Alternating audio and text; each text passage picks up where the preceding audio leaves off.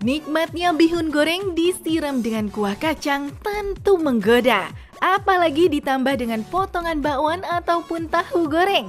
Nikmat ya pemirsa, awas jangan sampai tergoda, tunggu jam berbuka dulu ya. Mie yang terbuat dari tepung beras ini memiliki kandungan yang sama dengan nasi. Tapi benarkah kalau bihun lebih baik daripada nasi?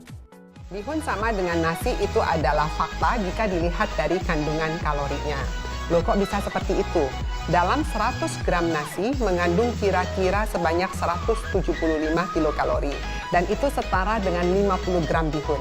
Namun, jika bihun diambil kira-kira 100 gram sama dengan nasi, maka kandungan kalori bihun jauh lebih besar, hampir 2 kali lipat dibanding nasi. Kok bisa ya? Karena bihun ini terbuat dari tepung beras. Sehingga jumlah yang dipakai dalam 100 gram jauh lebih banyak dibanding dengan nasi 100 gram. Belum makan kalau tidak makan nasi. Begitulah kebiasaan yang dimiliki masyarakat Indonesia. Tapi tidak bagi Anda yang memiliki riwayat diabetes ya, karena harus menjaga asupan makanan yang Anda konsumsi. Nah, fakta atau mitos ya kalau orang dengan diabetes lebih baik konsumsi bihun daripada nasi? Itu adalah mitos. Jadi bagi penyandang diabetes atau diabetesi, itu jauh lebih baik mengkonsumsi nasi dibanding bihun. Kok bisa? Karena nasi, apalagi nasi beras yang baru dipanen, kemudian baru ditumbuk dengan kandungan seratnya yang banyak, yang sering kita lihat beras yang warnanya agak kekuningan, itu kaya akan serat dan itu jauh lebih baik. Kok bisa ya? Karena dia ikut mengandung indeks glikemik yang rendah. Kadar gulanya menjadi jauh lebih lambat naik dibandingkan dengan beras yang putih. Apalagi dalam bihun yang putih seperti ini, yang sudah digiling tepungnya menjadi tepung beras, indeks glikemiknya lebih tinggi dibanding dengan beras yang baru saja ditumbuk. Mau langsing, gak usah pusing. Lakukan olahraga rutin dan jaga asupan makanan Anda. Dengan menghindari makanan tinggi lemak dan mengonsumsi buah serta sayur, benarkah kalau bihun baik dikonsumsi saat sedang diet? Ini adalah mitos. Loh kok bisa ya seperti itu? Ya, secara energi, bagi mereka yang ingin berdiet artinya kita harus perhatian pada jumlah energinya. Nah, secara energi antara bihun maupun nasi dalam jumlah yang sama, memang betul bihun lebih tinggi, hampir 2 kali. Namun jika nasi diambil 1 porsi dengan bihun 1 porsi, nasi 1 porsi kira-kira 100 gram. Bihun 1 porsi kira-kira 50 gram. Maka mereka mempunyai jumlah kalori yang hampir sama. Tapi yang harus diingat bahwa bihun ini mempunyai indeks glikemik yang lebih tinggi dibandingkan dengan nasi, terutama nasi yang berasal dari beras yang baru ditumbuk dengan kadar seratnya yang jauh lebih tinggi.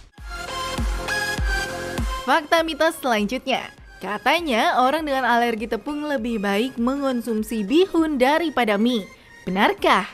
Dan itu adalah fakta. Jadi bagi mereka yang menderita alergi untuk gluten, itu akan jauh lebih baik mengkonsumsi bahan-bahan yang berasal dari tepung beras atau bahan-bahan yang berasal dari beras dibanding dengan yang dari terigu. Kok bisa seperti itu? Ya, karena gandum itu kaya akan protein yang dikenal sebagai gluten. Dan bagi mereka yang sensitif atau alergi terhadap gluten, maka itu sangat tidak dianjurkan.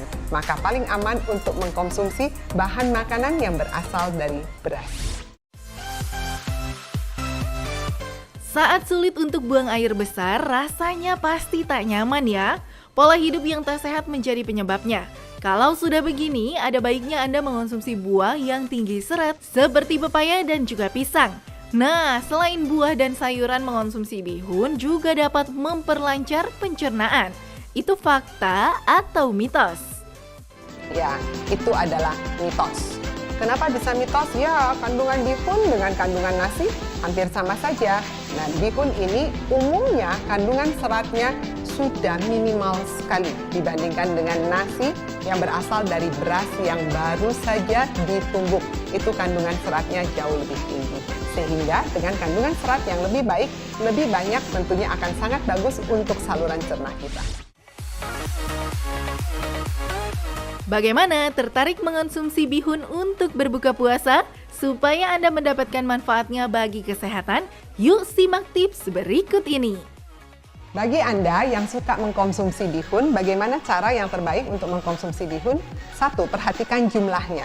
Jumlah bihun yang paling baik adalah kira-kira sebanyak 1 mangkok kecil atau kira-kira 50 gram, itu setara dengan nasi. Jadi nasi 100 gram setara dengan bihun 50 gram. Yang kedua, yang harus diperhatikan adalah jangan mengkonsumsi bihun tok atau nasi tok. Kalau mengkonsumsi makanan itu harus dengan menu yang seimbang. Kenapa? Karena bihun adalah pengganti nasi, karena kandungan karbohidratnya cukup tinggi. Oleh karena itu, ada beberapa cara yang bisa dilakukan untuk mengkonsumsi bihun. 1. Perhatikan jumlah protein yang ditambahkan. Yang kedua, perhatikan juga jumlah sayur yang akan ditambahkan supaya kita mendapatkan tambahan serat. Dan yang ketiga, perhatikan jumlah minyak yang diberikan. Sering sekali bihun ini ditambahkan dengan minyak yang berlebihan. Tujuannya untuk menghindari terjadinya perlengketan supaya tidak terjadi penggumpalan. Namun harus diperhatikan minyak yang ditambahkan jangan berlebihan. Biasanya sekitar 1-2 sendok teh saja untuk mendapatkan menu yang seimbang sehingga tidak terjadi kelimpahan kalori yang berlebihan. Lalu yang berikutnya, kapan jadwal yang terbaik untuk mengkonsumsi bihun? Sering sekali bihun dimakan sebagai camilan. Jadi setelah habis makan nasi, lalu untuk snacknya diambil bihun bersama dengan bakso. Ini adalah hal yang tidak betul. Kenapa? Bihun itu adalah pengganti nasi. Jadi kalau sudah makan nasi, jangan lagi ditambahkan dengan bihun. Pilihlah salah satu. Mau nasi dengan menu seimbang atau bihun dengan menu yang seimbang. Bagi kita-kita yang sedang menjalankan ibadah puasa, maka sering sekali kita lihat banyak sekali bihun dipakai sebagai menu buka puasa. Jadi diberikan bihun goreng dengan siraman kuah kacang. Bolehkah itu? Boleh saja asal konsumsinya tidak berlebihan. Jadi hanya kira-kira 1 porsi saja. Yang harus diingat, kuah kacangnya jangan berlebihan. Kenapa? Kuah kacangnya itu rasanya pedas sekali ya, dengan rasa cuka ada sedikit, dengan rasa pedas yang luar biasa. Bagi yang menjalankan puasa selama 12-14 jam, perhatikan makanan-makanan yang merangsang. Merangsang seperti apa? Merangsang rasa pedas yang tinggi, rasa asam yang tinggi, supaya membuat pencernaan kita menjadi jauh lebih sehat.